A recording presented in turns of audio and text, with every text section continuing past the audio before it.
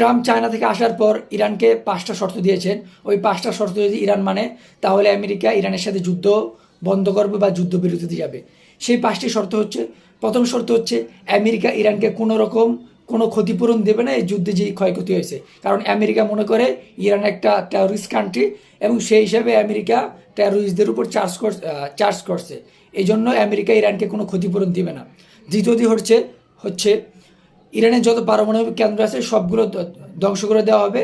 শুধুমাত্র একটা পারমাণবিক কেন্দ্র ইরানকে ব্যবহার করতে দিতে পারে আমেরিকা। এছাড়া ইরানের যতগুলো পারমাণবিক কেন্দ্র আছে কোনোটাই ব্যবহার করতে পারবে না, সবগুলো ধ্বংস করে দেওয়া হবে একটা বাদে।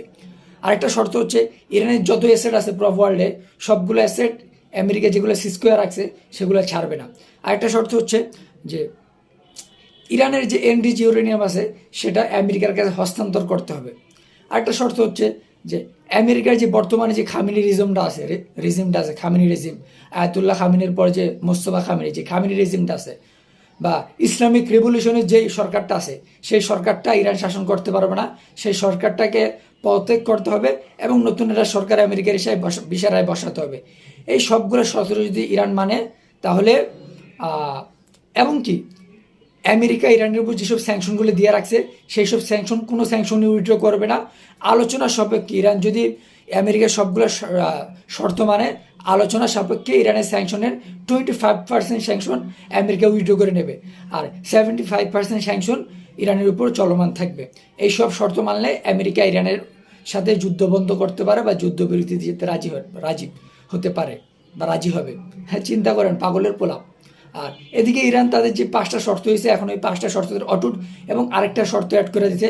সেই শর্তটা হচ্ছে হরমুজ প্রণালীকে ইরানের সাবরেন টেরিটরি হিসাবে ঘোষণা করতে হবে। মানে হরমুজ প্রণালীটা এখন থেকে পরিপূর্ণভাবে ইরানেরই অংশ, এটার স্বীকৃতি দিতে হবে। এবং বাকের গালিফাফ বলেছেন যে ইরান বর্তমানে ওয়ার্ল্ডের 4th সুপার পাওয়ার হিসাবে আবির্ভূত হয়েছেন এবং ওয়ার্ল্ডের 1st সুপার পাওয়ার হয়েছে চায়না। এই জন্য বাকের গালিফাফ চায়নাকে কংগ্রেচুলেশন জানাইছে, যেটা আসলেই কথাটা সত্য। কারণ চায়না এখন ওয়ার্ল্ডের মোস্ট সুপার পাওয়ার, চায়নার উপর কেউ নাই। আর এদিকে ইরাকে ইসরায়েলের সিক্রেট একটা বেস পাওয়া গেছে। আপনারা জানেন যে কিছুদিন আগে ইরাকে ইসরায়েলের সিক্রেট একটা বেস পাওয়া গেছিল, নতুন করে আবার আরেকটা সিক্রেট বেস পাওয়া গেছে। তো সেই সিক্রেট বেস ইরাকের একজন নাগরিক সেটার খোঁজ পায়, সন্দেহ করা ইরাকের মিলিটারিরা জানায়। ইরাকের মিলিটারিরা আবার দ্বিতীয় যে সিক্রেট বেসটা আছে সেটাতে যাওয়ার পর ইসরায়েলের যে সেনারা ছিল ওই বেসে নগদে